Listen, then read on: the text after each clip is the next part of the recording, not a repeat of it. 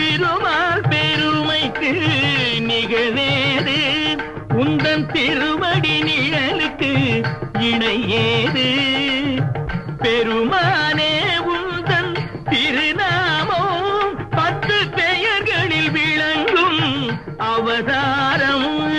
திருமால் பெருமைக்கு நிகழேது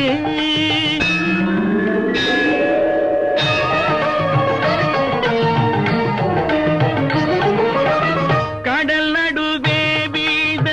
சதுர்வேதம் தன்னை காப்பதற்கே கொண்ட அவதாரம்